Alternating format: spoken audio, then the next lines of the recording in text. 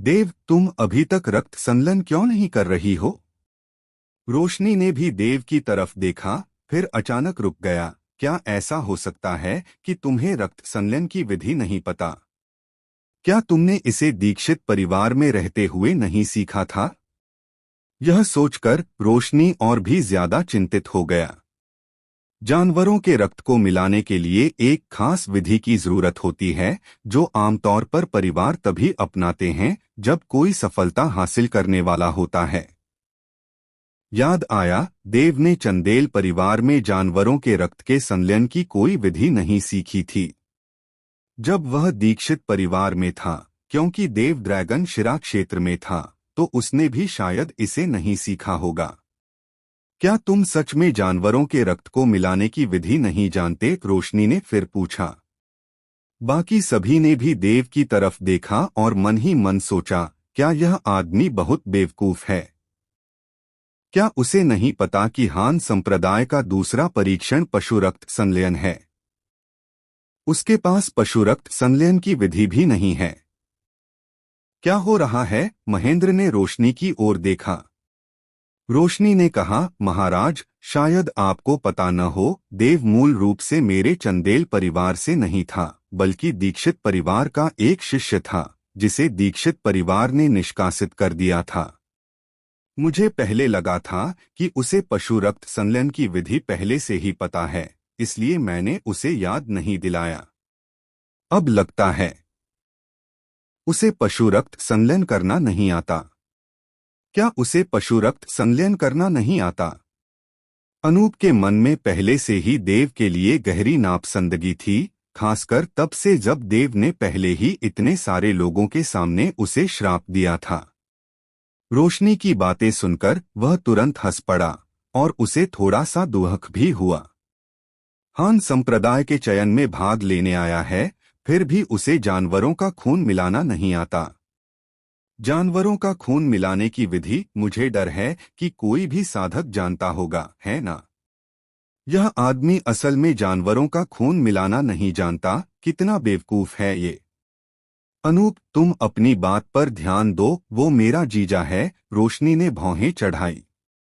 वह जानती थी कि देव की प्रतिभा बहुत मजबूत है, लेकिन उसने यह उम्मीद नहीं की थी कि देव जानवरों का खून मिलाना नहीं जानता होगा।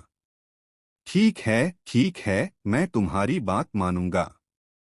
अनूप ने अपना मुंह बंद कर लिया, लेकिन अपनी हंसी को दबाने की उसकी कोशिश ने रोशनी को कुछ नाराज कर दिया। तुमने पहले क्यों नहीं बताया? महेंद्र ने भौहें चढ़ाई और अपनी आस्तीन फड़फड़ाते हुए एक किताब तुरंत देव की ओर उड़ी। यह हान संप्रदाय की जानवरों के खून को मिलाने की विधि है, तुम अभी इसका इस्तेमाल कर सकते हो, महेंद्र ने कहा। देव ने किताब पर नजर डाली, फिर उसे एक तरफ फेंक दिया और उदासीनता से कहा, तुम बहुत ज्यादा सोच रहे हो। क्या मजाक है? प्रतिष्ठित दानव ड्रैगन प्राचीन सम्राट जानवरों के खून को मिलाना नहीं जानता। अगर वह देव चाहता तो जानवरों के खून को मिलाने की हजारों विधियां पल भर में बना सकता था। हालांकि महेंद्र के बारे में देव की धारणा कुछ हद तक सुधर गई। ऐसा लग रहा था कि महेंद्र की नजर में वह किसी एक व्यक्ति को निशाना नहीं बना रहा था, बल्कि पूरे दिल से चाहता था कि ये चुने हुए लोग अपनी पूरी क्षमता का इस्तेमाल करें। अगर तुम्हारे पास जानवरों के खून को मिलाने की कोई विधि है, तो दूसरा परीक्षण जारी रहेगा, महेंद्र ने कहा। अगर नहीं तो समझ में आता है। यह बूढ़ा आदमी रोशनी के चेहरे की खातिर संप्रदाय में आपके लिए एक और दूसरे टेस्ट मूल्यांकन के लिए आवेदन कर सकता है। आप क्या सोचते हैं?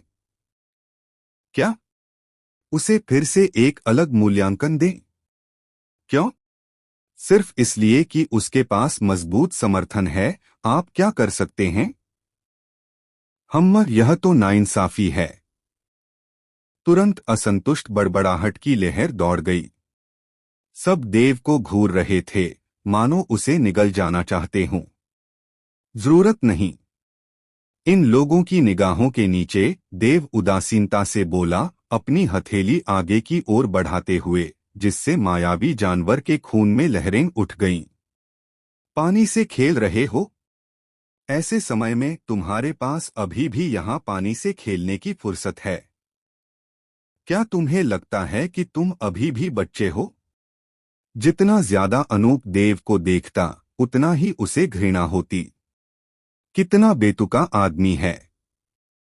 बड़े बुजुर्ग ने असाधारण दया दिखाई है, फिर भी तुम न सिर्फ उसे स्वीकार नहीं कर रहे, बल्कि यहाँ जानवरों के खून से भी खेल रहे हो। अगर तुम यह दूसरी परीक्षा जीत गए, तो मैं तुरंत तुम्हारे आगे 3 बार झुक जाऊंगा। ये शब्द अनजाने में कहे गए थे, ये कहे गए थे और बस। बाकी लोग बस सुनते रहे। लेकिन इसी समय देव ने अचानक अपना सिर उठाया, अनूप को घूरते हुए, और उसके मुंह के कोने धीरे धीरे सिकुड़ गए। तुमने ऐसा कहा? अनूप चौंक गया। न जाने क्यों देव की धीरे धीरे बढ़ती मुस्कान ने उसे घबराहट का एहसास दिलाया। हालांकि यह सोचकर कि दूसरी परीक्षा खत्म होने में सिर्फ 3 घंटे बाकी हैं, अनूप ने फिर से व्यंग्य किया, हाँ मैंने कहा था। तुम क्या कर सकते हो? अपनी कुत्ते जैसी आंखें खुली रखो और देखो। देव अचानक उठ खड़ा हुआ, अपने पैर से खून के कुंड पर हल्के से थपथपाया, और उसकी आकृति सीधे बाहर आ गई। वह क्या कर रहा है? क्या वह आखिरकार जानवरों के खून को मिलाकर तैयार हो जाएगा? अगर वह उसे मिलाकर तैयार भी कर ले तो क्या होगा? बस 3 घंटे बचे हैं। वह कितना भी ताकतवर क्यों न हो, शुभम को मात देना उसके लिए नामुमकिन है। सबने देव को देखा और देखा कि वह दूसरे दर्जे के रक्तकुंड, तीसरे दर्जे के रक्तकुंड, यहाँ तक कि चौथे और 5वें दर्जे के रक्तकुंडों को पार करके आखिरकार 6ठे दर्जे के रक्तकुंड की ओर उतर रहा है। वह सीधे 6ठे दर्जे के रक्तकुंड में जा रहा है। हाँ, कितना बेतुका है। उसे इन जानवरों के खून का दबाव नहीं पता। पहले दर्जे के रक्तकुंड को तो कोई भी झेल सकता है, लेकिन जितना पीछे जाओगे दबाव उतना ही ज्यादा होगा। जरा ठहरो, वह बहुत जल्द खुद को बेवकूफ बना लेगा।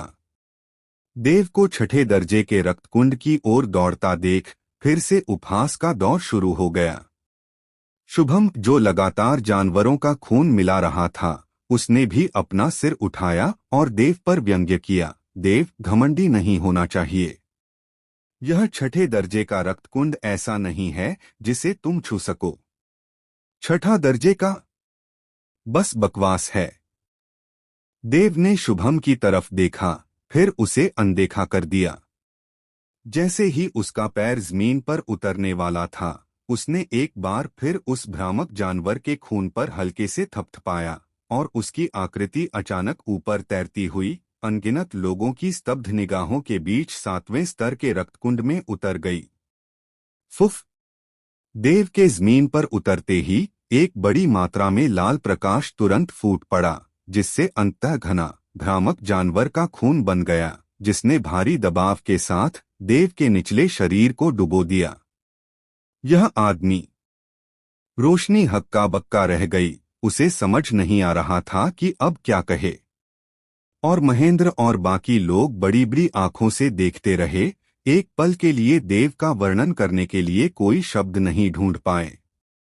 क्या उन्हें कहना चाहिए कि वह अंधा अहंकारी था, या यह कि उसमें सचमुच वह क्षमता थी? मुझे विश्वास नहीं हो रहा। ठीक इसी समय शुभम की आवाज गूंजी। इस 6ठी श्रेणी के रक्तकुंड का दबाव पहले से ही बहुत ज्यादा है, मुझे नहीं लगता कि तुम 7वीं श्रेणी के जानवर के खून को मिला पाओगे। तो फिर तुम अपनी कुत्ते जैसी आंखें भी खुली रखो। देव ने ठंडी सांस ली और पालथी मारकर बैठ गया। उसका चेहरा शांत था, दबाव से डरने का जरा भी आभास नहीं था, मानो वह पहली श्रेणी के रक्तकुंड में हो। खा जाओ।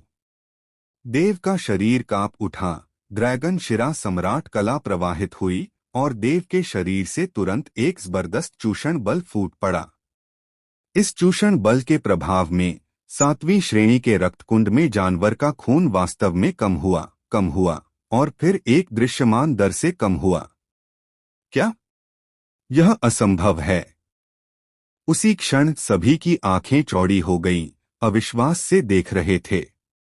यह जानना जरूरी है कि पहली श्रेणी के रक्तकुंड में भी जब हजारों लोगों ने जानवरों का खून सोख लिया तो रक्तकुंड के जानवरों के खून में जरा भी कमी नहीं आई। फिर भी अकेले देव ने और सातवीं श्रेणी के रक्तकुंड में पलक झपकते ही रक्तकुंड को आधा कर दिया। ये कमीना! महेंद्र का पिछला गुस्सा इस पल पूरी तरह से गायब हो गया।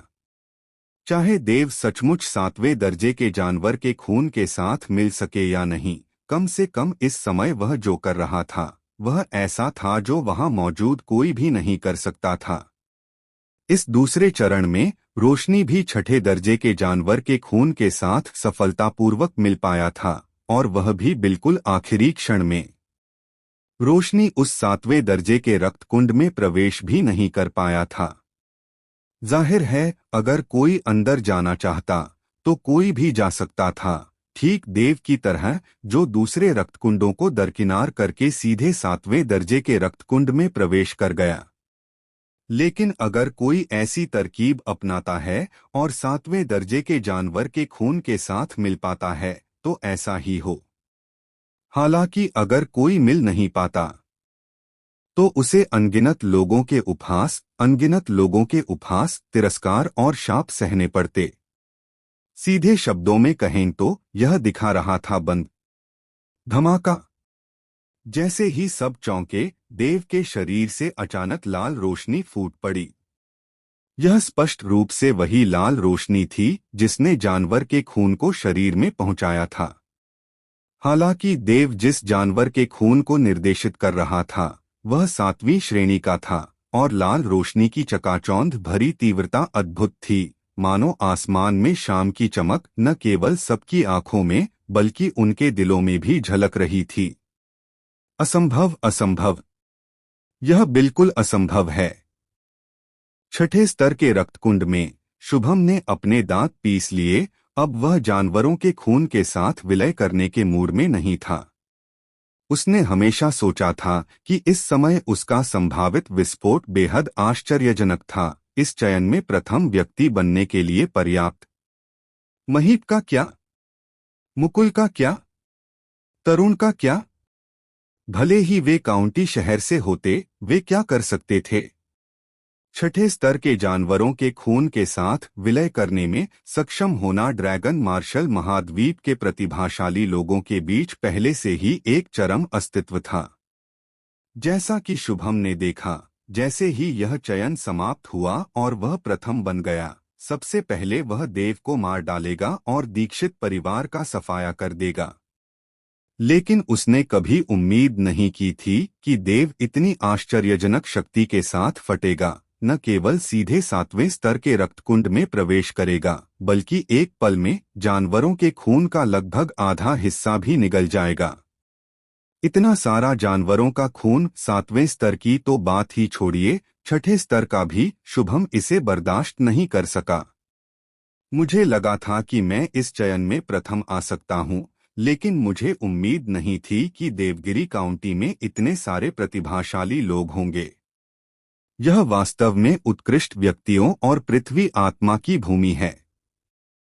पांचवीं श्रेणी के रक्तकुंड में तरुण ने गहरी सांस ली और सातवीं श्रेणी के रक्तकुंड में देव को देखते हुए उसकी आंखें प्रशंसा से भर गईं।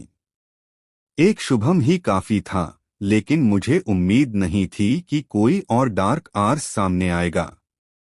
पहले मेरे निशाने पर सिर्फ महीप और मुकुल थे, लेकिन अब लगता है कि मैं उनसे भी बेहतर नहीं हूं। अपना सिर हिलाते हुए तरुण ने गहरी सांस ली और तारों को संघनित करना जारी रखा। उसका हृदय स्वभाव शुभम से अलग था। उसके लिए बलवान व्यक्ति प्रशंसा के पात्र थे, लेकिन शुभम के लिए अगर कोई उससे ज्यादा बलवान हो तो यह अस्वीकार्य था, वह इसे बर्दाश्त नहीं कर सकता था। पांचवें स्तर के रक्तकुंड में महीप और मुकुल दोनों ने देव की ओर देखा।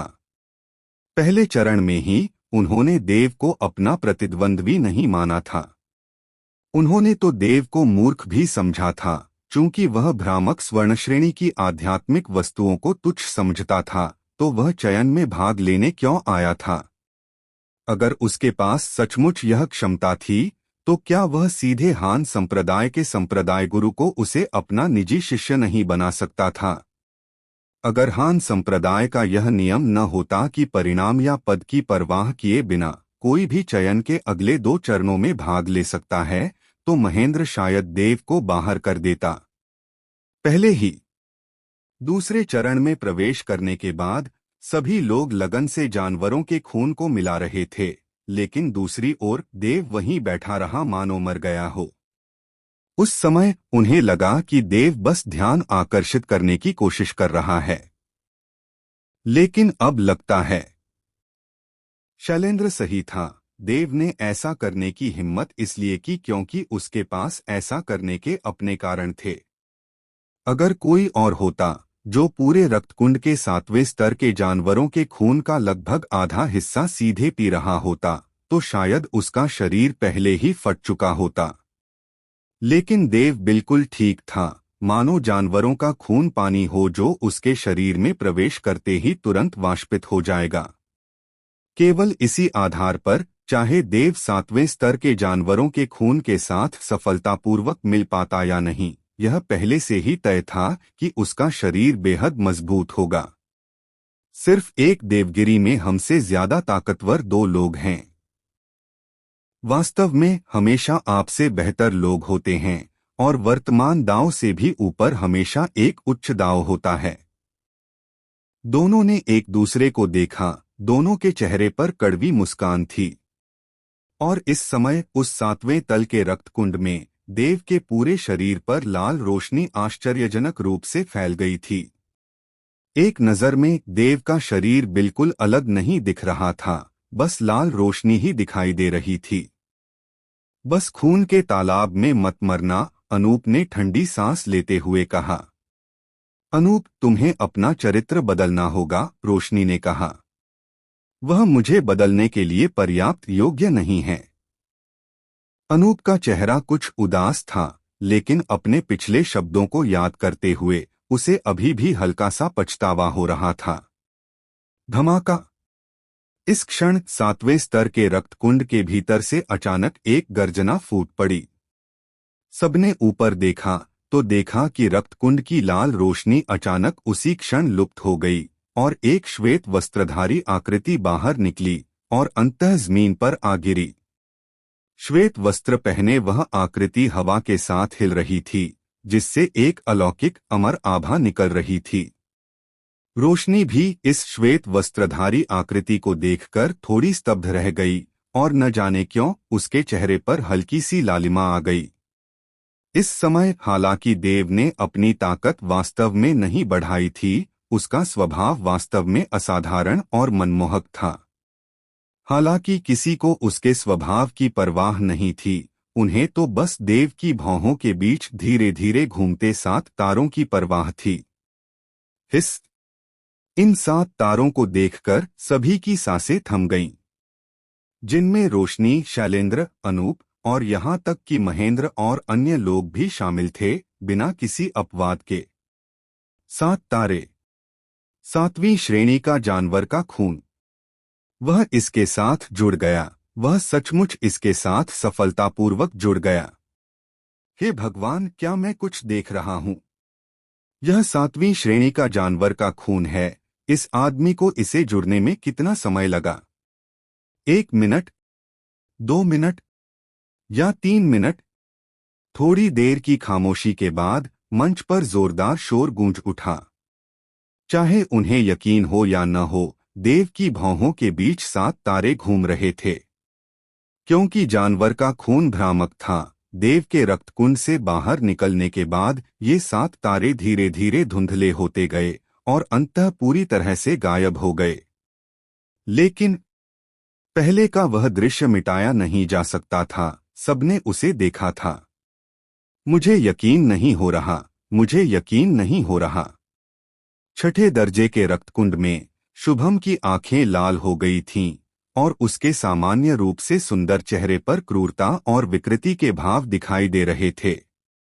वह यह स्वीकार नहीं कर पा रहा था कि पहला स्थान जो उसे मिलना चाहिए था, किसी और ने चंद मिनटों में ही इतने जोरदार तरीके से छीन लिया, खासकर जब वह व्यक्ति देव था।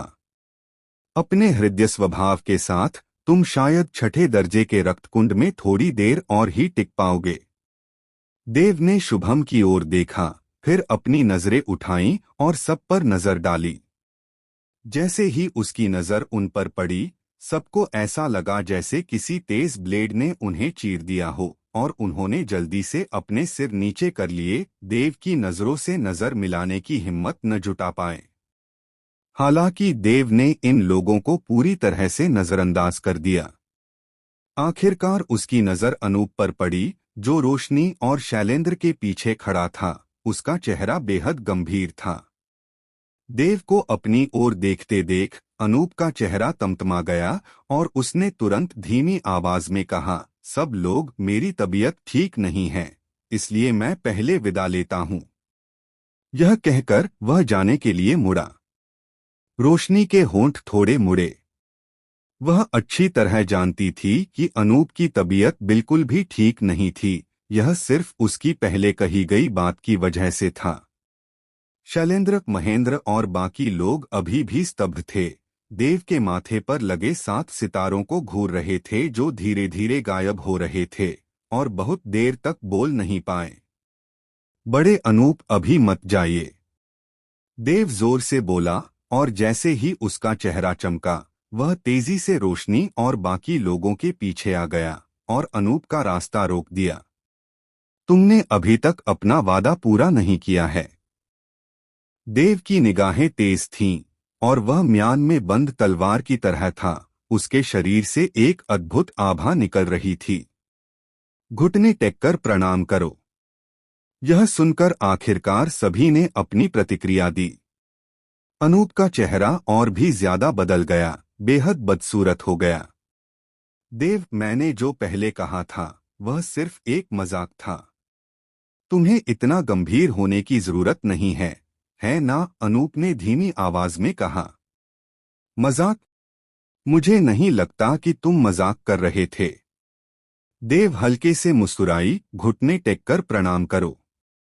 देव ने वही शब्द दोहराए, जिससे अनूप का सुंदर चेहरा जिगर के रंग का हो गया। मैं हान संप्रदाय का एक बाहरी संप्रदाय का बुजुर्ग हूँ, और तुम तो शिष्य भी नहीं हो। मुझे तुम्हारे सामने घुटने टेकने और प्रणाम करने के लिए मजबूर करना हान संप्रदाय के नियमों के अनुरूप नहीं है ना? अनूप ने कहा। तुम एक मर्द हो, तुम्हें अपनी बात रखनी चाहिए, देव ने उदासीनता से कहा। देव? रोशनी ने देखा कि अनूप को उसकी हद पार करने पर मजबूर किया जा रहा है, और वह गुस्से से भरी हुई लग रही थी, इसलिए उसने कहा, चलो इस मामले को यहीं छोड़ देते हैं। अनूप आखिरकार एक बाहरी संप्रदाय का बुजुर्ग है, और तुमने अपनी इज्जत बचा ली है। उसे इतने सारे लोगों के सामने घुटने टेकने पर मजबूर करना बिल्कुल अनुचित है। इसका तुमसे कोई लेना देना नहीं है।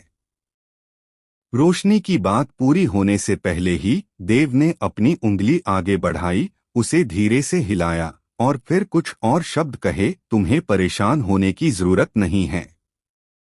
यह सुनकर रोशनी ने धीरे से आह भरी, उसके चेहरे पर एक बेबसी का भाव था। वह जानती थी कि देव उसकी बात नहीं सुनेगा। खुद की तो बात ही छोड़िए, देव के व्यक्तित्व को देखते हुए वह शायद किसी की भी नहीं सुनेगा। देव, मैं शैलेंद्र हूँ, हान संप्रदाय का एक आंतरिक संप्रदाय का बुजुर्ग और रोशनी का एक अच्छा दोस्त भी। मैंने सुना है कि आप रोशनी के बहनोई हैं, और मैं लंबे समय से आपसे मिलना चाहता था। अब आखिरकार मुझे मौका मिल गया है। शैलेंद्र आगे बढ़ा, उसके चेहरे पर एक बड़ी मुस्कान थी। मेरी खातिर हम इस मामले को छोड़ दें तो कैसा रहेगा? आखिरकार अगर यह सचमुच एक असहनीय बिंदु तक बढ़ गया तो यह किसी के लिए भी अच्छा नहीं होगा। क्या आप सहमत हैं? तुम्हें रोशनी पसंद है ना? देव ने अचानक पूछा।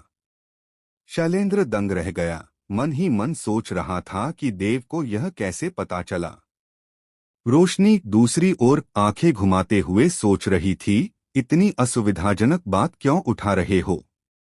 चूंकि तुम्हें रोशनी पसंद है तो अपने रोशनी के पीछे जाओ। मेरे काम में दखल मत दो, देव ने कहा। यहाँ बहुत सारे लोग देख रहे हैं और उनमें से कुछ तो हान संप्रदाय में जरूर शामिल होंगे। अगर अनूप सचमुच तुम्हारे सामने घुटने टेक देगा तो हान संप्रदाय का चेहरा कहाँ होगा? वह तो बाहरी संप्रदाय का एक बुजुर्ग है, वह एक शिष्य के सामने कैसे घुटने टेक सकता है? शैलेंद्र ने जोर देकर कहा। अगर उसे पता था कि वह बाहरी संप्रदाय का बुजुर्ग है तो उसने पहले ये सब बकवास क्यों की? अगर मैं हार जाता तो क्या मुझे आज्ञाकारी होकर उन्हें करोड़ों स्वर्ण मुद्राएं देनी पड़ती? क्या मुझे सिर्फ हारने पर ही अपना वादा पूरा करने का हक है, लेकिन जीतने पर उनसे अपना वादा पूरा करवाने का हक नहीं? देव ने व्यंग्य किया। स्वर्ण मुद्राएं शब्द सुनकर पास खड़े महेंद्र ने जोर से अपना मुंह सिकोड़ा।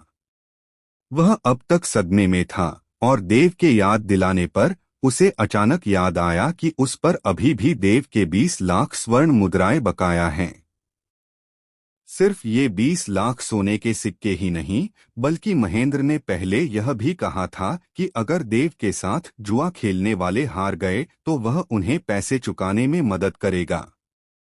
अब देव ने अपनी जबरदस्त आभा से उन्हें एक शानदार उलटफेर दिया था और महेंद्र को सचमुच खून थूकने का मन कर रहा था। 20 लाख सोने के सिक्के। उसकी पूरी दौलत सिर्फ 20 लाख सोने के सिक्के थी और दूसरों को पैसे चुकाने में मदद करना काफी नहीं होगा। देव। महेंद्र ने गहरी सांस ली और कहा, तुम्हारा शरीर वाकई जबरदस्त है। कुछ ही मिनटों में 7वें दर्जे के आधे से ज्यादा जानवरों के खून के साथ मिल जाना अभूतपूर्व और बेमिसाल कहा जा सकता है। मैं बहुत प्रभावित हूँ। हान संप्रदाय में प्रवेश करने के बाद मैं संप्रदाय के गुरु और अन्य लोगों को जरूर इसकी सूचना दूंगा। अगर तुम इस चयन में प्रथम स्थान नहीं भी जीतते तो भी तुम्हें पहले स्थान के बराबर संसाधन मिलेंगे। ओह! देव ने महेंद्र की ओर देखते हुए एक भौं उठाई और महेंद्र की दिल की धड़कन बढ़ती चिंता में उसने धीरे से कुछ शब्द कहे। तुम्हें मुझ पर पैसे देने हैं।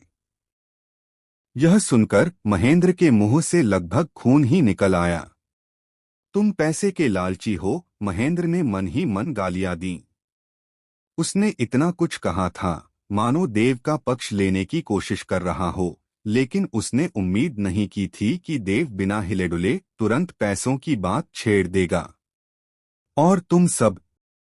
देव फिर दूसरों को देखने के लिए मुड़ा। मत भूलना, तुम सब पर मेरा 10-10 हजार सोने के सिक्के बकाया हैं। चुनाव के बाद मैं उन्हें एक एक करके इकट्ठा करूंगा। अरे कितना पैसों का दीवाना है। हम्मा, क्या ये सिर्फ 10,000 सोने के सिक्के नहीं हैं? इतनी जल्दी क्या है? नीमा, ये कमीना तो जीत गया। हम में से हजारों लोग अकेले उसकी बराबरी नहीं कर सकते। देव की नजरों से ओझल हुए लोग हालांकि सिर झुकाकर और कुछ न कहते हुए मन ही मन देव को लाखों बार कोस रहे थे। कमांडरी शहर के महीप और मुकुल जैसे लोगों को छोड़कर उनके लिए 10,000 सोने के सिक्के सौंपना बहुत दर्दनाक था। क्या हो रहा है? क्या तुम सच में अपना वादा पूरा नहीं करोगे? देव ने फिर अनूप की तरफ देखा। क्या तुम्हें सचमुच मुझे घुटने टेककर प्रणाम करने के लिए मजबूर करना होगा? अनूप ने दांत पीसते हुए कहा, ऐसा क्यों न हो, मैं तुम्हें 30 लाख स्वर्ण मुद्राएं दूंगा, हर प्रणाम के लिए 10 लाख स्वर्ण मुद्राएं। जरूरत नहीं है, मेरे पास पैसों की कोई कमी नहीं है, देव ने उदासीनता से कहा। अगर तुम्हारे पास पैसों की कोई कमी नहीं है तो भूल जाओ। अनूप की आंखें लगभग आग उगल रही थीं। तुम चाहते हो कि मैं तुम्हारे सामने प्रणाम करूं? अगले जन्म में। अगर तुम प्रणाम नहीं करोगे तो मैं तुम्हारे पैर तोड़ दूंगा, देव ने अचानक कहा। अनूप दंग रह गया, फिर जोर से हंस पड़ा। हाँ हाँ हाँ, मेरे पैर तोड़ दोगे? जब से मैं हान संप्रदाय का बाहरी संप्रदाय का बुजुर्ग बना हूं, मैंने तुम्हारे जैसा घमंडी कभी नहीं देखा। आज मैं सचमुच देखना चाहता हूं कि तुम मेरे पैर कैसे तोड़ते हो। इस समय सबने देखा, यह सोचकर कि देव बहुत घमंडी है। खैर, अनूप एक बाहरी संप्रदाय का बुजुर्ग था। देव की हिम्मत कैसे हुई ऐसे बेतुके शब्द बोलने की। इसके अलावा अनूप की साधना भी ड्रैगन रक्त क्षेत्र के अंतिम चरण में थी, शिखर के करीब, और वह कई वर्षों से हान संप्रदाय में था, जहां उसने कई ड्रैगन कौशलों में महारत हासिल की थी। वह देवगिरी के सामान्य ड्रैगन रक्त क्षेत्र के अंतिम चरण के साधकों के स्तर का नहीं था। यह देखते ही देव की आंखें ठंडी पड़ गईं। उसने शब्दों का दुरुपयोग करना बंद कर दिया और सीधे अनूप की ओर दौड़ पड़ा। उसका व्यक्तित्व आंख के बदले आंख वाला था। अनूप ने पहले भी उसका पूरी ताकत से मजाक उड़ाया था, लगभग देव के खिलाफ शारीरिक कार्रवाई का सहारा लिया था। अगर वह उसे ऐसे ही जाने देता तो अपने पिछले जन्म का देव दानव ड्रैगन प्राचीन सम्राट कहलाने के लायक भी नहीं होता। देव मंद मंद मुस्कुराया। अभी अभी तो उसने अनूप से भिड़ने के लिए 8 ड्रैगन शिराओं और 5 संतों की लगातार प्रहार कला की शक्ति का प्रदर्शन किया था। हालांकि वह कई कदम पीछे हट गया, जिससे वह नुकसान में आ गया। लेकिन 8 ड्रैगन शिराओं वाले किसी व्यक्ति का एक late stage dragon blood realm साधक के सामने बिना किसी नुकसान के बच निकलना पहले से ही काफी प्रभावशाली था। मेरे पास कई तरकीबें हैं, बस मुझे डर है कि तुम उन्हें रोक नहीं पाओगे। देव के चेहरे पर मुस्कान और गहरी हो गई। जैसे ही उसने हाथ हिलाया, नीचे मंच की जमीन गड़गड़ाहट और हिलने लगी। हम यह देखकर सभी के माथे पर बल पड़ गए, खासकर वे चयनकर्ता जो अभी भी मंच पर खड़े थे। वे तुरंत पीछे हट गए, उन्हें समझ नहीं आ रहा था कि क्या हो रहा है। उठो! एक पल में देव ने अचानक अपनी हथेली ऊपर की ओर उठाते हुए कहा, और मंच के लिए इस्तेमाल किए गए विशाल पत्थर सचमुच एक धमाके के साथ ऊपर उड़ गए। क्या? महेंद्र और बाकी लोग एकदम दंग रह गए। उन्होंने देखा कि देव के केंद्र में 30 मीटर के दायरे में मौजूद सभी विशाल पत्थर शून्य लोक में उड़ गए थे। संघनित! देव फिर बोला, और वे विशाल पत्थर मानो किसी आकर्षण से खींचे चले आ रहे थे, सभी एक ही जगह की ओर उमड़ रहे थे। पलक झपकते ही 2 विशाल आकृतियां सबके सामने प्रकट हो गईं। जिसने भी यह दृश्य देखा, उसकी सांस अटक गई और वह अनायास ही ठंडी हवा में हाँफने लगा। वे दोनों विशाल आकृतियां पूरी तरह से विशाल पत्थरों से बनी थीं, जो 15 मीटर ऊंची थीं। जैसे ही वे हिलती, जमीन लगातार कंपन करती रहती। पहले मूल्यांकन के दूसरे दौर में अभी 3 घंटे बाकी थे, और शुभम और अन्य लोग अभी भी रक्तकुंड में जानवर के रक्त का संलयन करने की पूरी कोशिश कर रहे थे। लेकिन इसी समय देव द्वारा हिलाए गए विशाल पत्थरों के साथ रक्तकुंड भी एक धमाके के साथ फट गया, और रक्तकुंड में मौजूद सभी आकृतियां मिट्टी से लथपथ होकर बाहर निकल आईं। देव, तुम क्या कर रहे हो? महेंद्र चिल्लाया। हमला करना एक बात थी, लेकिन तुमने इस मंच को नष्ट कर दिया। मैं उसके कुत्ते जैसे पैर तोड़ दूंगा। देव ने अपनी उंगली हल्के से थपथपाते हुए खर्राटे लिए। दोनों विशालकाय आकृतियों ने तुरंत उसका आदेश स्वीकार कर लिया और अनूप की ओर दौड़ पड़े। वे पूरी तरह से विशाल पत्थरों से बने थे और बहुत ऊंचे थे, उनके हर कदम से मंच हिलने लगता था। अनूप का चेहरा नाटकीय रूप से बदल गया। इन दोनों आकृतियों से निकलने वाले आश्चर्यजनक दबाव के कारण उसके शरीर के भीतर क्यूई और रक्त अस्थिर हो गए। इसके अलावा केवल दृश्य प्रभाव के कारण ही अनूप में उनसे लड़ने का आत्मविश्वास नहीं रहा। यह किस तरह का ड्रैगन कौशल है? अनूप ने पीछे हटते हुए पूछा। ड्रैगन कौशल? क्या तुम्हें लगता है कि यह ड्रैगन कौशल है? देव मंद मंद मुस्कुराया और बोला, मैं तुम्हें बता सकता हूँ, यह कोई ड्रैगन कौशल नहीं बल्कि जादू है, पृथ्वी जादू, और यह पृथ्वी जादू के सबसे सरल रूपों में से एक है। जादू? ये दो शब्द सुनकर सभी असमंजस में पड़ गए। उन्होंने पहले कभी जादू के बारे में नहीं सुना था। जादू एक ऐसी चीज थी जिसके बारे में देव ने संयोगवश एक उच्चस्तरीय ग्रह पर सीखा था। अरबों वर्षों तक जीवित रहने के कारण स्वाभाविक रूप से उसके पास करने के लिए कुछ बेहतर नहीं था, इसलिए उसने कुछ सीखा। हालांकि जितना अधिक उसने सीखा उतना ही अधिक देव को एहसास हुआ कि जादू की शक्ति अत्यंत आश्चर्यजनक थी। पवित्र क्षेत्र में एक बार 7वें स्तर का एक विधि देवता था जिसने अद्वितीय शक्ति से अकेले ही कई प्राचीन सम्राटों को मार डाला, जिससे पूरा पवित्र क्षेत्र स्तब्ध रह गया। उस समय विधि देवता के क्रोध में उसने इन प्राचीन सम्राटों के वंशजों के 9 कुलों का सफाया करने का इरादा किया। अंततः देव ही आगे आया और मामला सुलझ गया।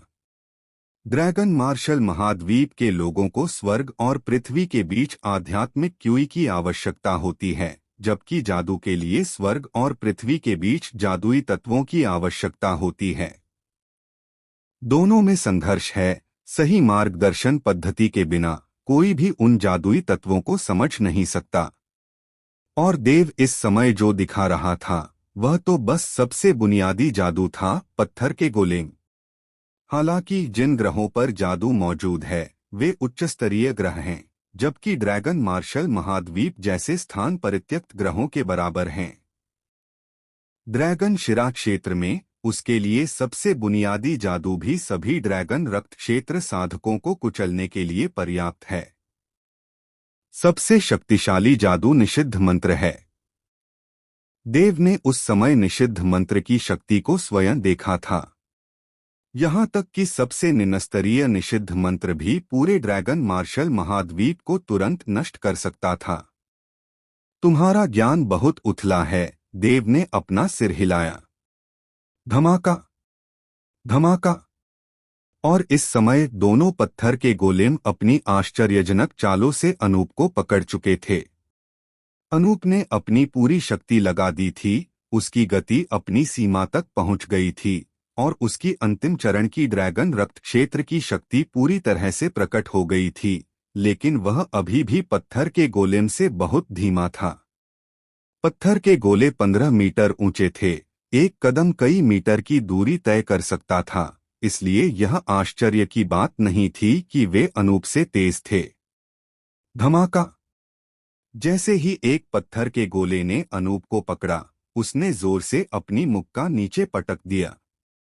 अनूप का चेहरा नाटकीय रूप से बदल गया और उसने तुरंत लाइट स्पिरिट स्टेप का इस्तेमाल किया और पत्थर के गोले के हमले से बमुश्किल बच पाया। लाइट स्पिरिट स्टेप एक मध्यम श्रेणी का सिल्वर ग्रेड ड्रैगन कौशल है जो उपयोगकर्ता की गति बढ़ा सकता है। धमाका। अनूप के चकमा देने से पत्थर के गोले की मुक्का जमीन पर लगी और नीचे के विशाल पत्थर तुरंत फट गए, जिससे सबके सामने एक बड़ा गहरा गड्ढा दिखाई दिया। इस गहरे गड्ढे को देखकर सभी की सांसें थम गईं।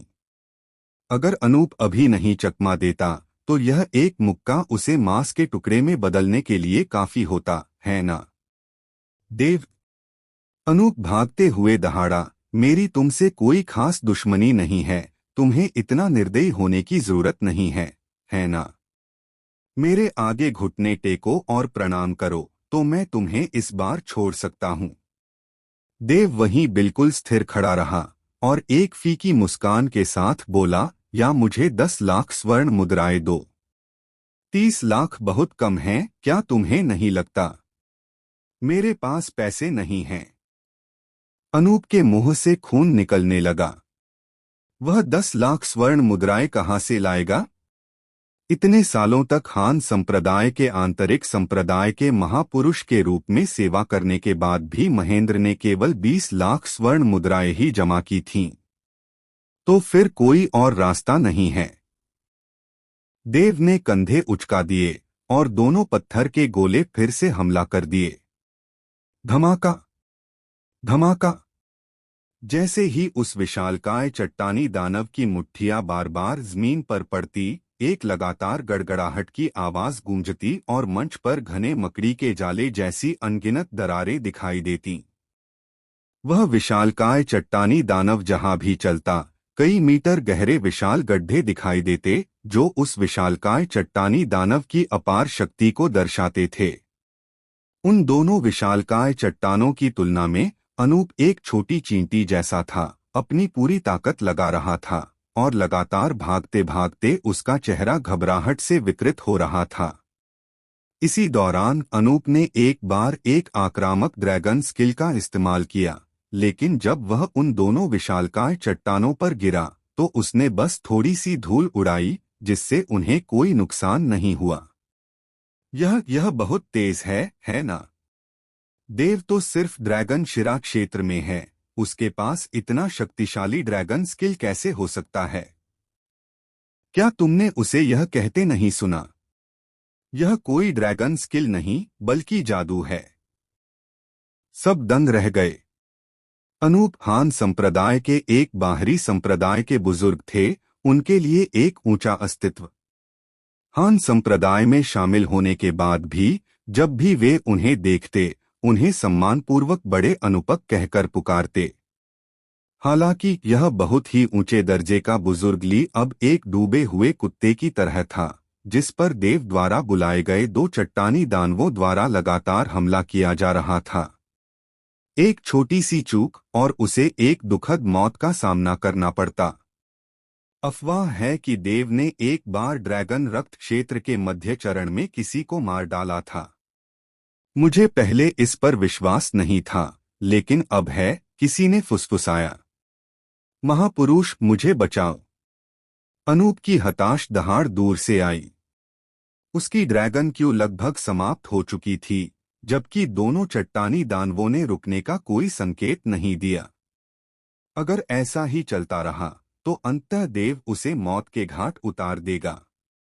हान संप्रदाय के प्रमुख महापुरुष होने के नाते महेंद्र स्वाभाविक रूप से अनूप को मारे जाते हुए नहीं देख सकते थे। देव अब रुक जाओ। यह कहते हुए महेंद्र आगे बढ़े। देव ने अचानक अपना सिर घुमाया, महेंद्र की ओर इशारा किया और चिल्लाए, अपना मुंह बंद करो। इसका तुमसे कोई लेना देना नहीं है, दखलंदाजी मत करो। महेंद्र चौंक गए, फिर उनके अंदर गुस्सा भड़क उठा। मैं हान संप्रदाय के प्रमुख आंतरिक संप्रदाय महापुरुष हूँ। अनूप का अनादर करना एक बात है, लेकिन मुझे इस तरह डांटने की तुम्हारी हिम्मत कैसे हुई? हालांकि देव ड्रैगन रक्त क्षेत्र के मध्य चरण में किसी को भी मार सकता था और पूरे मंच पर अनूप का पीछा कर रहा था, फिर भी वह ड्रैगन शिरा क्षेत्र में ही था। दूसरी ओर महेंद्र पहले ही ड्रैगन आत्मा क्षेत्र में पहुंच चुका था, तो वह देव से कैसे डर सकता था? अगर तुम नहीं रुके तो मुझे बेरहम होने का दोष मत देना, महेंद्र ने ठंडी सांस ली। तुम? देव शांति से मुस्कुराया। उसके हाथ के एक झटके से जमीन अचानक धंस गई और दो और विशालकाय चट्टानी दानव प्रकट हुए। पहले इन दो चट्टानी दानवों से निपटो। भागो! चट्टानी दानव को अपनी ओर मुक्का मारते देख महेंद्र का पूरा शरीर लड़खड़ा गया और उसकी ड्रैगन स्पिरिट लोक साधना पूरी तरह से भड़क उठी।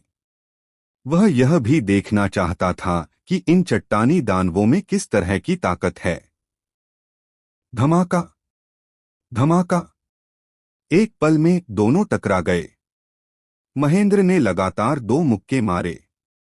दोनों चट्टानी दानव टक्कर से कांप उठे और कई कदम पीछे हट गए।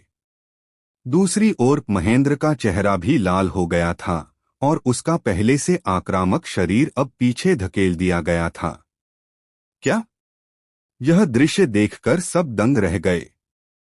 महेंद्र की इस हरकत ने शुरू में उन्हें कुछ हद तक आशंकित कर दिया था। आखिरकार महेंद्र हान संप्रदाय के मुख्य आंतरिक संप्रदाय के प्रमुख बुजुर्ग थे और ड्रैगन स्पिरिट लोक के अंतिम चरण में रहते थे। उन्हें उम्मीद थी कि महेंद्र एक ही मुक्का मारकर उस विशालकाय पत्थर को चूर चूर कर देंगे, लेकिन उनके सामने जो दृश्य था उसने उन्हें स्तब्ध कर दिया।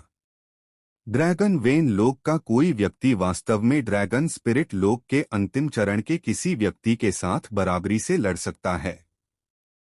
शैलेंद्र और रोशनी अन्य लोगों के साथ भी चौंक गए, उनकी आंखें तेजी से सिकुड़ गईं। रोशनी, तुम्हारा जीजा थोड़ा डरावना है, शैलेंद्र ने गहरी आवाज में कहा। रोशनी कुछ नहीं बोली। इस समय उसके दिल में जो सदमा था वह शब्दों से परे था। ड्रैगन शिरा क्षेत्र, ड्रैगन रक्त क्षेत्र में किसी को मारने के लिए छलांग लगाना, यह पहले से ही काफी आश्चर्यजनक था, लेकिन फिर भी स्वीकार्य था। लेकिन ड्रैगन आत्मा क्षेत्र के अंतिम चरण में किसी के साथ बराबरी पर लड़ने के लिए 2 क्षेत्रों को छलांग लगाना, इसका क्या मतलब था? क्या यह इंसान भी था? वह तो बस एक विलक्षण प्रतिभा था। मैं तुम्हें एक और मौका दूंगा, देव की आवाज आई। अनूप से कहा, तुम्हारी जान या 10 लाख स्वर्ण मुद्राएं, तुम एक चुन लो। मैं मरना नहीं चाहता, लेकिन मेरे पास सचमुच इतने पैसे नहीं हैं। अनूप लगभग रो पड़ा। जैसे ही वह भागा, उसके पीछे लगातार बड़ी बड़ी मुट्ठियां पड़ रही थीं। एक जरा सी चूक और वह चूर चूर हो जाएगा। उसे शुरू में उम्मीद थी कि महेंद्र देव को रोकने के लिए हस्तक्षेप करेगा, लेकिन उसने यह नहीं सोचा था कि देव 2 और दानवों को बुला लेगा और आसानी से महेंद्र को रोक देगा। इस समय उसे कौन बचा सकता था? और जिन लोगों का मूल्यांकन किया जा रहा था वे सभी असहाय और हताश अनूप को देखकर चुप हो गए। हान संप्रदाय के एक प्रतिष्ठित बुजुर्ग को इस हद तक धकेला जा रहा था, देव के अलावा शायद कोई और ऐसा नहीं कर सकता था। अगर तुम्हारे पास सोने के सिक्के नहीं हैं, तो तुम्हें अपनी जान देकर इसकी कीमत चुकानी पड़ेगी। देव मंद मंद मुस्कुराया और उसके हाथ के एक इशारे से दोनों चट्टानी दिग्गजों की गति एक बार फिर बढ़ गई। उनकी गति बढ़ने से पहले ही अनूप लगभग फंस ही गया था। अब जब वे गति बढ़ा चुके थे तो अनूप बिल्कुल भी नहीं बच सकता था। वास्तव में देव की ताकत के साथ अनूप को मारना बस उसके हाथ का खेल था। वह पहले तो बस उसके साथ खिलवाड़ कर रहा था, और उससे भी जरूरी बात अपने आसपास के लोगों को डराने के लिए। देव, अगर मैं तुम्हें 10 लाख सोने के सिक्के दे दूं तो क्या होगा? अनूप पूरी तरह से निराश हो गया और दहाड़ा, जब तक मेरे पास पैसे हैं मैं तुम्हें तुरंत पैसे चुका दूंगा। पैसे उधार देना ठीक है, लेकिन तुम्हें नहीं। देव ने अपना सिर हिलाया। धमाका! उस विशालकाय चट्टानी व्यक्ति की मुट्ठी, जिसमें अद्भुत दबाव था, अनूप के सिर के ऊपर से उतरी। अनूप की पुतलियां सिकुड़ गईं, उसका चेहरा पीला पड़ गया और उसके दिल में एक अदम्य भावना उमड़ पड़ी, फुफकार। लेकिन इसी समय अनूप के बगल में अचानक एक आकृति प्रकट हुई। हरे कपड़े पहने यह आकृति लगभग 50 या 60 साल की थी। उसने एक मुक्का मारा जो सीधे विशालकाय चट्टानी व्यक्ति से टकराया। धमाका! उनकी मुट्ठियों के बीच से एक अद्भुत प्रभाव शक्ति फूटी, जिससे धूल का एक बड़ा बादल उठा। अनूप की आकृति सीधे उड़ गई। धमाका! इसी समय एक तीखी आवाज सुनाई दी। विशालकाय चट्टानी व्यक्ति की मुट्ठी से दरारें पड़ने लगीं और अंत में एक धमाके के साथ वह टुकड़ों में बिखर गया। हम देव ने अधेड़ उम्र के आदमी को देखते हुए भौहें चढ़ाई। ड्रैगन कोर क्षेत्र। उसने चट्टानी दानव को बुलाया था, इसलिए स्वाभाविक रूप से उसे पता था कि उसमें कितनी ताकत है। ड्रैगन कोर क्षेत्र में ही कोई उसे एक मुक्के से चकनाचूर कर सकता था। गुरु! अनूप ने आखिरकार प्रतिक्रिया दी और चट्टानी दानव को चकनाचूर होते देखकर वह बहुत खुश हुआ। नमस्कार उपसंप्रदाय प्रमुख। रोशनी और शैलेंद्र समेत अन्य लोगों ने भी अधेड़ उम्र के आदमी को देखकर झट से झुककर प्रणाम किया। उन्हें इस तरह देखकर जो लोग अभी भी स्तब्ध खड़े थे वे भी होश में आ गए और उनके भी होश उड़ गए। केवल महेंद्र, जो अभी भी चट्टानी दानवों से लड़ रहा था, और देव, जो अपने हाथ पीठ के पीछे करके सीधा खड़ा था, चुके नहीं। हाँ। अधेड़ उम्र के व्यक्ति ने रोशनी और बाकी लोगों के झुकने पर थोड़ा सिर हिलाया, फिर उसकी नजर देव पर पड़ी। ठीक है, चयन अभी जारी है, लेकिन चलो यहीं रुकते हैं, अधेड़ उम्र के व्यक्ति ने कहा। देव भी इस व्यक्ति की पहचान समझ गया। वह कोई और नहीं बल्कि हान संप्रदाय का उपसंप्रदाय नेता प्रमोद था। देव ने एक पल सोचा, फिर उसके हाथ के एक इशारे से बचे हुए तीनों पर्वतीय शिला दानव अचानक रुक गए और फिर एक धमाके के साथ सभी टुकड़े टुकड़े हो गए। महेंद्र एक पल के लिए स्तब्ध रह गया, फिर कुछ उदास भाव से उसके पास आया, प्रमोद को झुककर प्रणाम किया और कहा, नमस्कार उपसंप्रदाय नेता। प्रमोद ने उसकी बात अनसुनी कर दी और देव की ओर मुस्कुराया, तुमने कहा था कि यह जादू है। हाँ? देव ने सिर हिलाया। यह बहुत दिलचस्प है।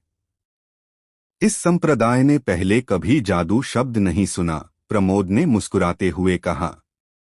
हालांकि देव ने इतना बड़ा हंगामा मचा दिया था, लेकिन उसके हाव भाव और लहजे से ऐसा लग रहा था कि वह देव के प्रति कोई दुर्भावना नहीं रखता था।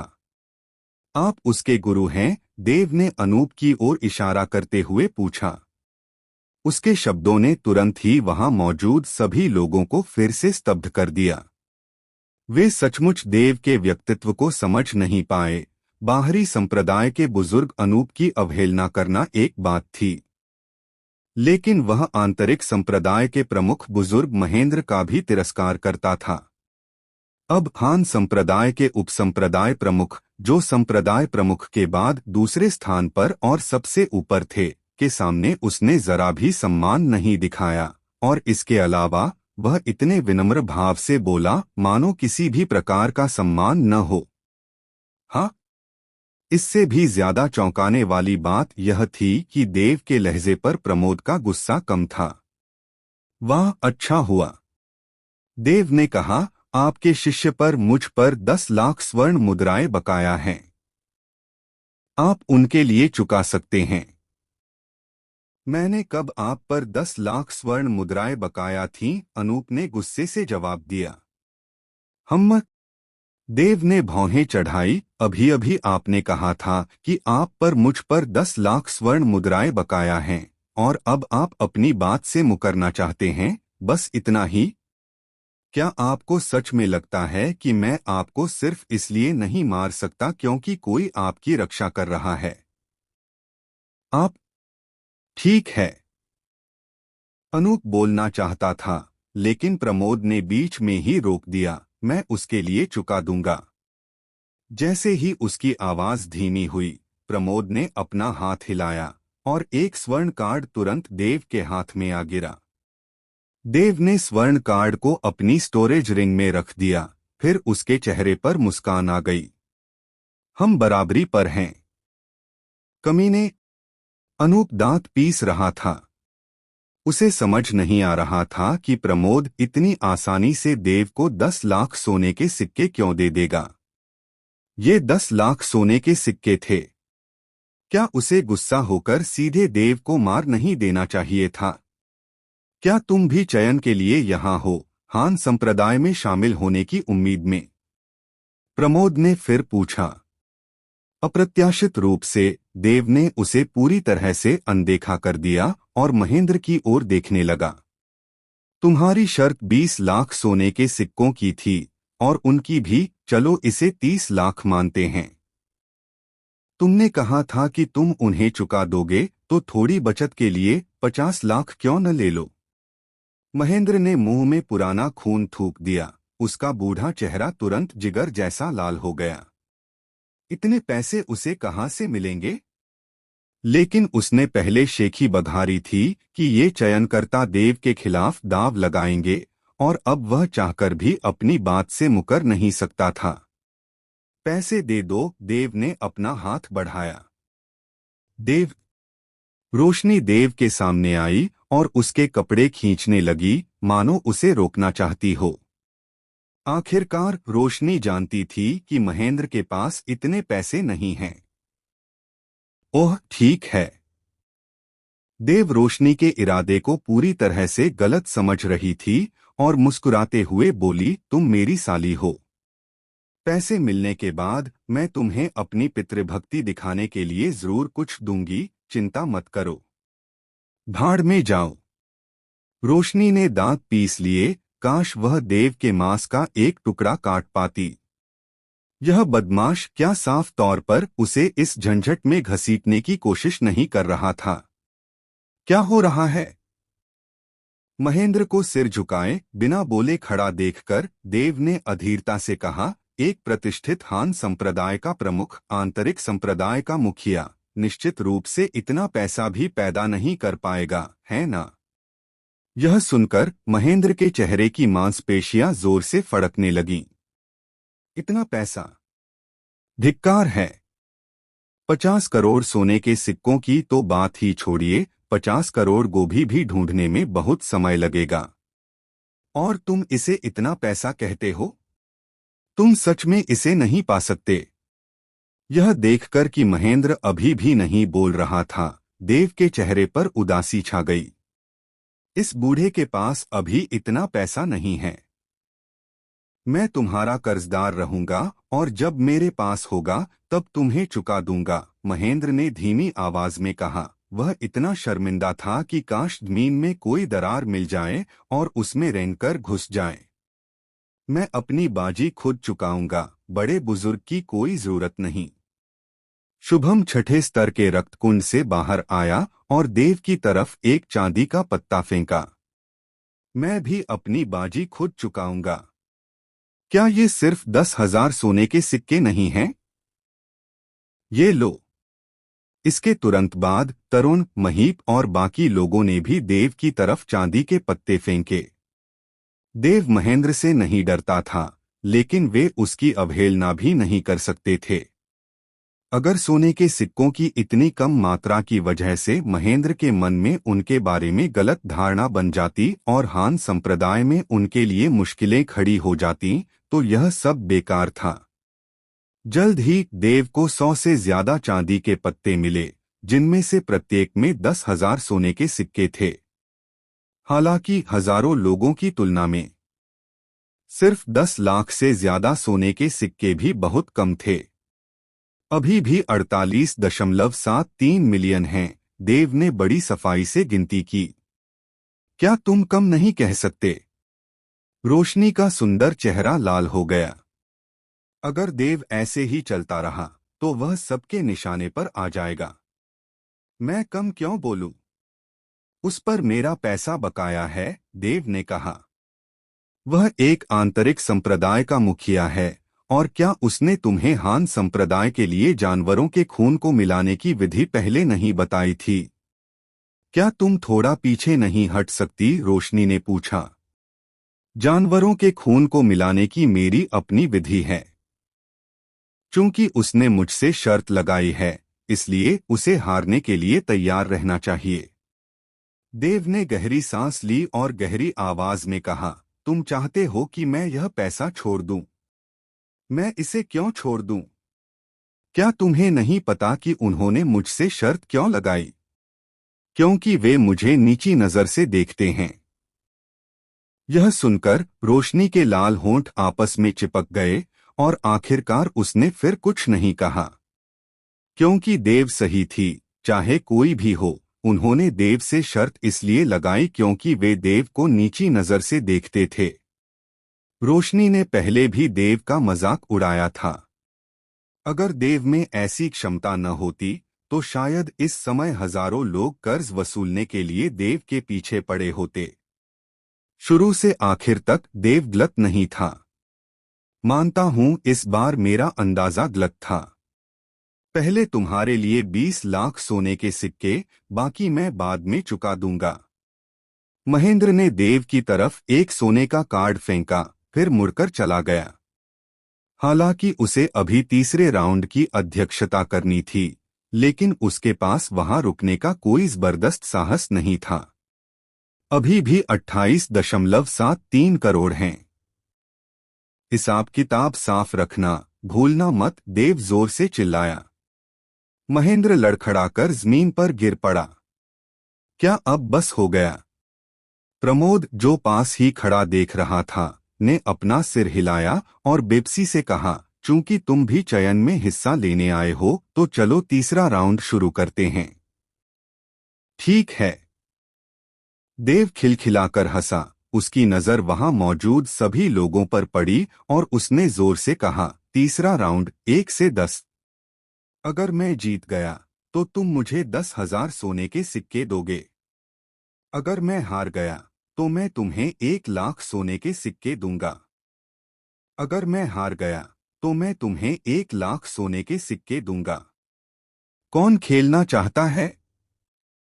देव के यह कहते ही अनगिनत आंखें तुरंत घूम गईं। क्या तुम अब भी जुआ खेल रहे हो? अपनी बहन के साथ जुआ खेलो। उन्हें देव के बाघ बनने के अंदाज की गहरी समझ थी, और चाहे देव कितनी भी ड्रैगन नसें खोल ले, वे देव के साथ दोबारा जुआ नहीं खेलेंगे। मैं तुम्हारे साथ जुआ खेलूंगा। लेकिन इसी समय एक व्यक्ति अचानक सामने आया। वह था शुभम। जैसे ही उसके शब्द निकले, अनगिनत निगाहें तुरंत शुभम पर पड़ गईं।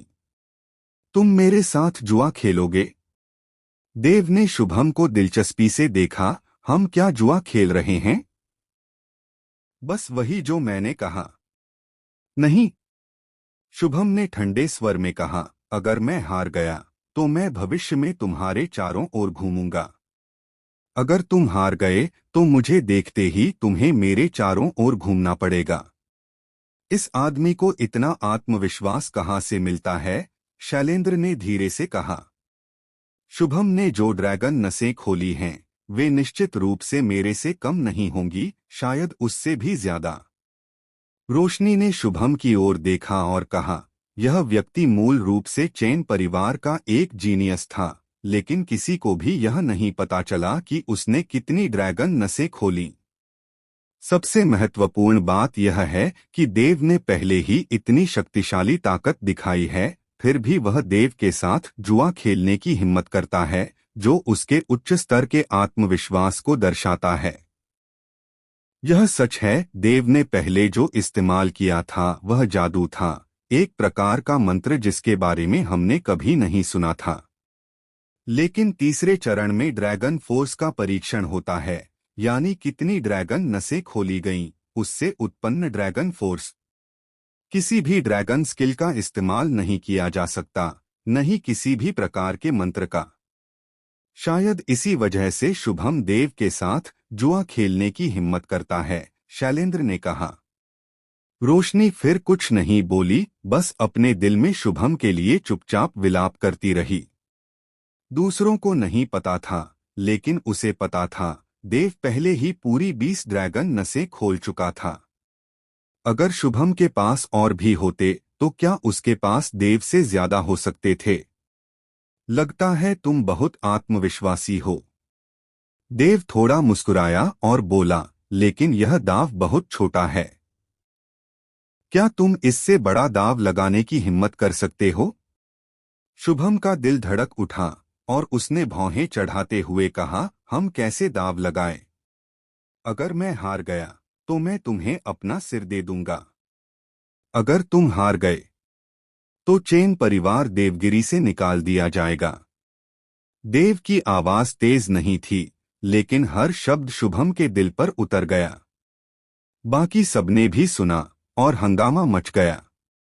देव का दाव बेशक बहुत बड़ा था, वह पल भर में अपनी जान दाव पर लगा रहा था। अगर उसे पूरा भरोसा नहीं था तो वह ऐसा कहने की हिम्मत कैसे कर सकता था? शुभम का चेहरा उदास और अनिश्चित था। इतने बड़े दाव के साथ वह सचमुच फैसला लेने की हिम्मत नहीं कर पा रहा था। हिम्मत नहीं? देव ने तिरस्कार से सिर हिलाया। अगर हिम्मत नहीं है तो छोड़ दो। चलो सोने के सिक्कों पर ही टिके रहते हैं। मेरे आसपास घूमने की तुमने जो बात कही थी उसका कोई खास फायदा नहीं है। मैं तुम्हारे साथ जुआ खेलूंगा। शुभम ने दांत पीसते हुए कहा, अगर मैं हार गया तो चैन परिवार चला जाएगा। अगर तुम हार गए तो तुम मुझे अपना सिर दे दोगे। अच्छा। देव की आंखें चमक उठीं।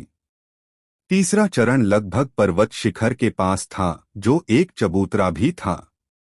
हालांकि इस चबूतरे पर कोई रक्तकुंड नहीं था, बल्कि दो विशाल पत्थर के खंभे थे। पत्थर के खंभों के चारों ओर रोशनी टिमटिमा रही थी और उनके ऊपर एक प्रेत जैसी वस्तु थी। जब देव और बाकी लोग यहां पहुंचे तो वहां पहले से ही बहुत से लोग खड़े थे। बीच में एक अधेड़ उम्र का आदमी था जो देखने में लगभग 40 साल का लग रहा था, लेकिन उसके पूरे शरीर में एक अजीब सा दबाव व्याप्त था। उसके चारों ओर 10 से ज्यादा लोग खड़े थे और सभी हान संप्रदाय के बुजुर्ग थे। ये सच्चे बुजुर्ग थे, आंतरिक संप्रदाय के तथाकथित महान बुजुर्ग। महेंद्र उनसे अतुलनीय थे। साधना की दृष्टि से इन बुजुर्गों की शक्ति कम से कम ड्रैगन कोर क्षेत्र तक तो पहुंच ही गई थी। हम संप्रदाय गुरु और सभी बुजुर्गों को अपना सम्मान अर्पित करते हैं। रोशनी और अन्य लोगों के आने के बाद उन्होंने तुरंत उस अधेड़ व्यक्ति का अभिवादन किया, क्योंकि यह अधेड़ व्यक्ति कोई और नहीं बल्कि हान संप्रदाय का संप्रदाय गुरु था। वह शक्तिशाली विशेषज्ञ जो अभी अभी ड्रैगन देव क्षेत्र में प्रवेश कर चुका था। अजीत 10,000 ली के दायरे में अजीत एक पूर्ण अधिपति था। जब चुने हुए लोग उसे देखते तो उनका दम घुटने लगता और उनके हृदय से प्रशंसा, सम्मान और आराधना की भावनाएं लगातार उमड़ती रहती। उन्हें इस तीसरे चरण में हान संप्रदाय के संप्रदाय गुरु को देखने की उम्मीद नहीं थी। यह संप्रदाय अभी अभी टूटा है और मेरे पास करने को कुछ नहीं है, इसलिए मैं देखने के लिए बाहर आया हूं। आप सभी को ज्यादा सोचने की जरूरत नहीं है, बस अपनी पूरी ताकत लगा दो। अजीत थोड़ा मुस्कुराया। जैसे ही उसने कहा, उसकी नजर सब पर पड़ी और जो भी उसकी नजर से प्रभावित हुआ वह कांप उठा, मानो जम गया हो। आखिरकार अजीत की नजर देव पर पड़ी। मैंने सुना है कि तुम 7वें क्रम के पशु रक्त के साथ विलीन हो गई हो, अजीत ने अचानक पूछा। देव ने सहजता से सिर हिलाया। यह बहुत अच्छा है। पिछले दशक में इस संप्रदाय में बहुत कम लोग ऐसे रहे हैं जो छठे क्रम के पशु रक्त के साथ विलीन हो सके। मुझे उम्मीद नहीं थी कि इस बार कोई ऐसा व्यक्ति आएगा जो 7वें क्रम के पशु रक्त के साथ विलीन हो सके। अजीत ने एक पल सोचा, फिर अचानक कहा, क्या तुम मेरे शिष्य बनने को तैयार हो? जैसे ही ये शब्द निकले, हंगामा मच गया। सबने देव की ओर देखा, उनकी आंखें ईर्ष्या और जलन से भर गईं। हान संप्रदाय के इतिहास में संप्रदाय गुरु द्वारा व्यक्तिगत रूप से किसी को शिष्य बनाना अत्यंत दुर्लभ था। यहाँ तक कि रोशनी को भी हान संप्रदाय में प्रवेश करने के बाद ही संप्रदाय गुरु ने शिष्य के रूप में लिया था। और यहाँ देव के साथ तीसरे चरण का मूल्यांकन अभी शुरू भी नहीं हुआ था और संप्रदाय गुरु उसे पहले ही अपना शिष्य बनाने वाले थे। क्या इसका मतलब यह नहीं था कि देव चाहे जितनी भी ड्रैगन नसें खोल ले, चाहे तीसरे चरण में देव किसी भी पद पर हो, उसे हान संप्रदाय के संप्रदाय गुरु के शक्तिशाली वृक्ष से चिपके रहना ही था? सबसे महत्वपूर्ण बात यह थी कि अजीत का वर्तमान क्षेत्र ड्रैगन देव क्षेत्र था। भीड़ में शुभम ने अपनी मुट्ठियां भींच लीं, उसका चेहरा लाल हो गया और उसके दिल से अनिच्छा का एक गहरा भाव उभरा। उसकी राय में सब कुछ देव की वजह से था। अगर देव इस बार मौजूद नहीं होता तो वह अजीत का शिष्य होता। जरा रुको, जब मैं तुम्हें तीसरे चरण में हरा दूंगा तो तुम्हें मुझे अपना सिर देना होगा और संप्रदाय गुरु के शिष्य का यह स्थान भी मेरा होगा। शुभम मन ही मन दहाड़ा। देव, तुम अब भी किस बात से हतप्रभ हो? जल्दी से मान क्यों नहीं जाती? रोशनी ने देव के कपड़े खींचे और फुसफुसाया, यह एक शानदार मौका है। अगर तुम संप्रदाय गुरु के शिष्य बन गए तो तुम्हें मिलने वाले संसाधन किसी 7वें या 6ठे दर्जे के संप्रदाय से कम नहीं होंगे। इसके अलावा संप्रदाय गुरु पहले ही ड्रैगन देव क्षेत्र में प्रवेश कर चुके हैं और उनका क्षेत्र अत्यंत गहन है। अगर तुम मान गए तो अगर मेघ परिवार को पता भी चल गया कि विवान की हत्या तुमने की है तो भी वे तुम्हारे साथ कुछ करने की हिम्मत नहीं करेंगे। देव ने एक पल सोचा, फिर अपना सिर हिलाया और कहा, मैं हान संप्रदाय में सिर्फ हान संप्रदाय का अतिथि बुजुर्ग बनने के लिए शामिल हुआ था, शिष्य बनने के लिए नहीं। अगर संप्रदाय गुरु शिष्य लेना चाहते हैं तो कृपया किसी और को चुन लें। क्या? उन्होंने सचमुच मना कर दिया? अरे बाप रे, क्या इसका दिमाग खराब हो गया है? ये तो संप्रदाय गुरु है। इतना दुर्लभ अवसर, और उसने हान संप्रदाय का अतिथि बुजुर्ग बनने का सपना देखते हुए भी मना कर दिया। सचमुच हद दर्जे का घमंडी। सबने देव की तरफ देखा, उनकी आंखें अविश्वास से भर गईं। इतना अच्छा अवसर और उसने सचमुच मना कर दिया। ये तो संप्रदाय गुरु का शिष्य था, एक ड्रैगन देव क्षेत्र विशेषज्ञ का शिष्य। अगर वो मान जाता तो क्या वो इस 10,000 ली के दायरे में बगल में नहीं चल पाता? उसे भड़काने की हिम्मत कौन कर सकता था? सिर्फ उम्मीदवार ही नहीं बल्कि उपसंप्रदाय प्रमुख प्रमोद और बुजुर्ग भी थोड़े स्तब्ध थे। चयन के लिए आए सभी लोगों में से कौन हान संप्रदाय में शामिल होकर एक शक्तिशाली गुरु नहीं पाना चाहता था? हान संप्रदाय का संप्रदाय प्रमुख निस्संदेह वह व्यक्ति था जिसका शिष्य बनना वे सबसे ज्यादा चाहते थे। लेकिन देव, उसने तो मना कर दिया। मना क्यों किया? अजीत को भी देव के मना करने की उम्मीद नहीं थी। उसने तो यूं ही पूछ लिया था, यह सोचकर कि देव इस मौके का फायदा उठा लेगी। क्या तुम्हें लगता है कि इस संप्रदाय में तुम्हें सिखाने की क्षमता नहीं है? अजीत ने फिर पूछा। शिष्य बनने पर उसे पहली बार अस्वीकार किया गया था। ऐसा नहीं है कि तुममें मुझे सिखाने की क्षमता नहीं है, बल्कि। देव ने अपना सिर उठाया और शांति से कहा, बात यह है कि इस ड्रैगन मार्शल महाद्वीप पर मुझे सिखाने के लिए कोई भी योग्य नहीं है। तुम्हारी हिम्मत कैसे हुई? दुस्साहस! कितना घमंडी जूनियर है। वह तो सिर्फ ड्रैगन शिरा क्षेत्र में है, और न सिर्फ वह संप्रदाय गुरु के अच्छे इरादों की कद्र नहीं करता बल्कि ऐसे अपमानजनक शब्द बोलने की हिम्मत भी करता है। जैसे ही देव के शब्द निकले, बुजुर्गों ने तुरंत अपने सिर ऊपर उठाए और एक गहरा दबाव उत्पन्न हुआ जिसने देव पर असर डाला। अगर कोई और होता तो इस दबाव ने उन्हें पहले ही सांस लेने में तकलीफ होने पर कांपते और घुटने टेकते हुए मजबूर कर दिया होता। लेकिन देव सीधा खड़ा रहा, उसके चेहरे पर कोई बदलाव नहीं था, वह शांति से इन लोगों को देख रहा था।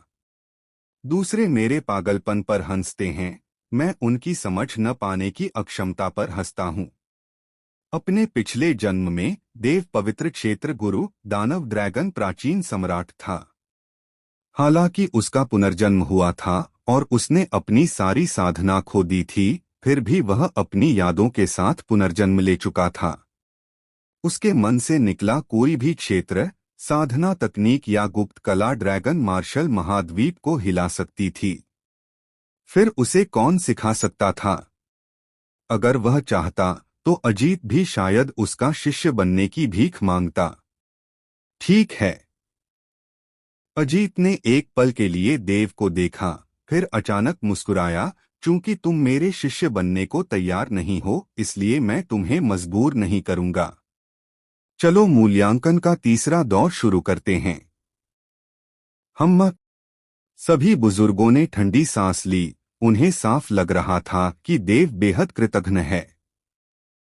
दूसरी ओर देव ने अजीत की ओर देखा और मन ही मन सोचा कि इस हान संप्रदाय को वाकई पदोन्नति मिल सकती है। न तो अजीत और न ही उपसंप्रदाय प्रमुख प्रमोद को देव से ज्यादा सम्मान मिला था। फिर भी दोनों ने कोई गुस्सा नहीं दिखाया, जिससे देव उनके प्रति कुछ हद तक अनुकूल महसूस कर रहा था। इसके अलावा देव ने अपना खुद का संप्रदाय स्थापित करने की भी योजना बनाई थी और हान संप्रदाय की सहायता से यह ज्यादा सुविधाजनक होगा। तीसरा दौर ड्रैगन बल परीक्षण। महेंद्र पहले ही जा चुके थे और प्रमोद ने कार्यभार संभाल लिया था, इसलिए स्वाभाविक रूप से मूल्यांकन के इस तीसरे दौर की अध्यक्षता करने की बारी उनकी थी। तुम में से प्रत्येक के पास केवल एक ही मौका है। अपनी पूरी ड्रैगन शक्ति का इस्तेमाल करो और उस पत्थर के खंभे पर प्रहार करो। ऊपर दी गई स्क्रीन पर तुम्हारी ड्रैगन शिराओं की संख्या दिखाई देगी। जिसके पास सबसे ज्यादा ड्रैगन शिराएं होंगी वह पहले स्थान पर होगा, प्रमोद ने जोर से घोषणा की।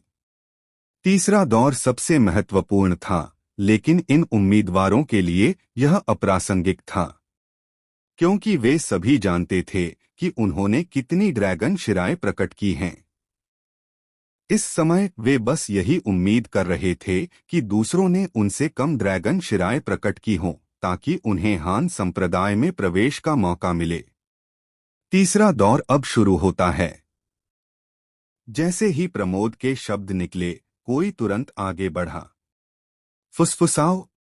इस व्यक्ति ने खुद को रोक नहीं पाया, अपनी पूरी ड्रैगन शक्ति को खोल दिया और पत्थर के खंभे पर एक मुक्का मारा। बस पत्थर का खंभा गुनगुनाया और उसके ऊपर स्क्रीन पर तुरंत कई बड़े अक्षर दिखाई दिए। 5 ड्रैगन शिराएं। अगला। प्रमोद ने चुपके से अपना सिर हिलाया। ड्रैगन मार्शल महाद्वीप के संदर्भ में 5 ड्रैगन शिराएं वास्तव में कोई खास नहीं थीं, इसे सामान्य कहा जा सकता था। केवल वे ही माने जा सकते थे जिन्होंने 7 या उससे अधिक ड्रैगन शिराएं प्राप्त की, जिन्होंने एक छोटी सी सफलता प्राप्त की।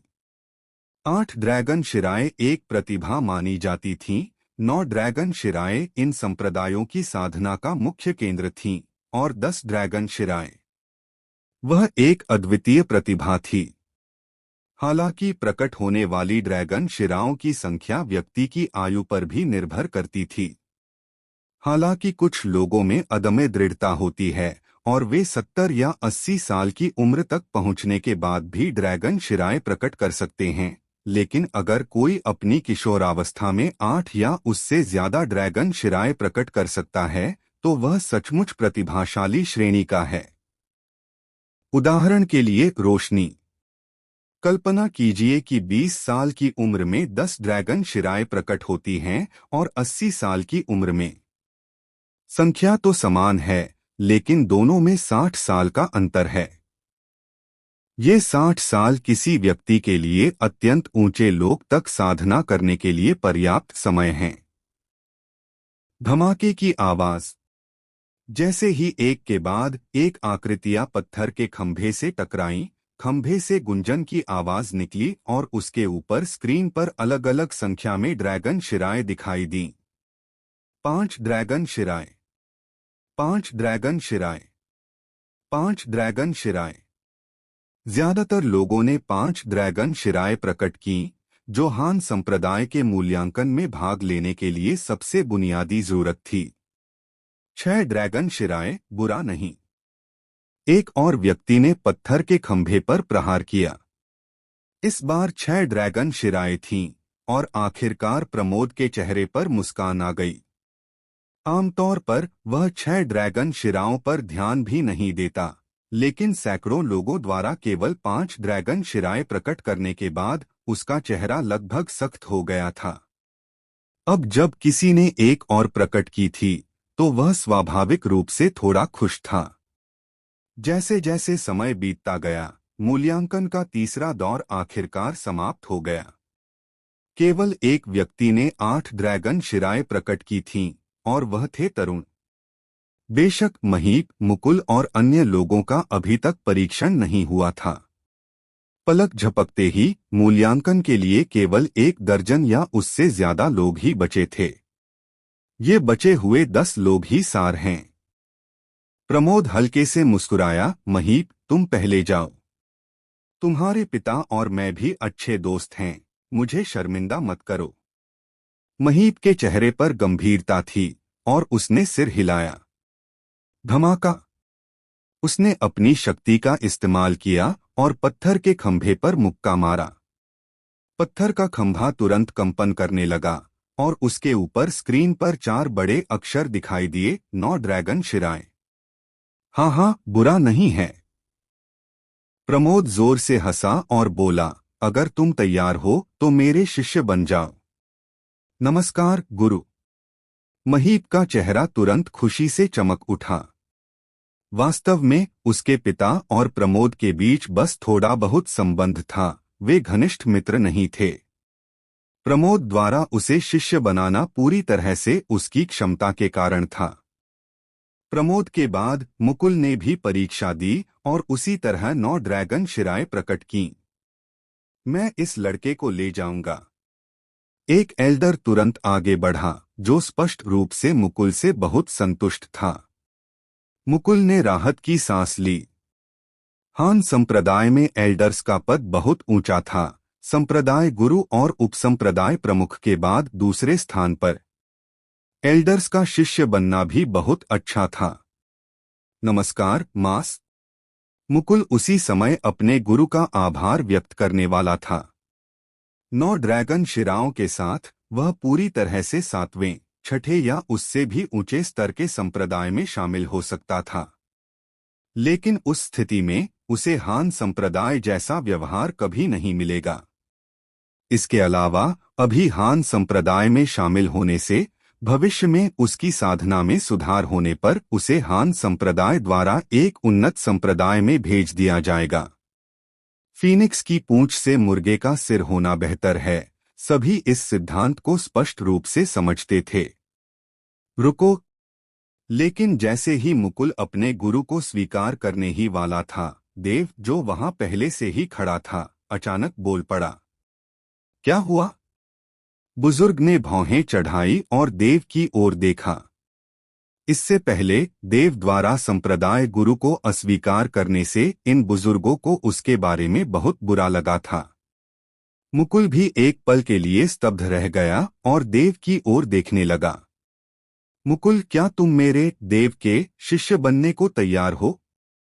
सबकी चौंकती निगाहों के बीच देव ने धीरे से ये शब्द कहे। तुमने क्या कहा? मुकुल वहीं दंग रह गया। उसे लगा कि उसने गलत सुना है। देव उसे शिष्य बनाना चाहता है। अगर संप्रदाय गुरु ने खुद ऐसा कहा होता तो भी मुकुल दंग रह जाता, क्योंकि वह हान संप्रदाय का संप्रदाय गुरु था, ड्रैगन देव क्षेत्र का एक प्रबल विशेषज्ञ, 10,000 ली के भीतर एक पूर्ण अधिपति। लेकिन मुकुल की वर्तमान घबराहट इसलिए थी क्योंकि उसे समझ नहीं आ रहा था कि क्या कहे। ड्रैगन शिरा क्षेत्र का एक व्यक्ति उसे शिष्य बनाना चाहता है। एक ऐसा व्यक्ति जिसने अभी तक तीसरा परीक्षण भी शुरू नहीं किया है और जिसकी ड्रैगन शिराओं की संख्या भी उसे नहीं पता, उसे शिष्य बनाना चाहता है।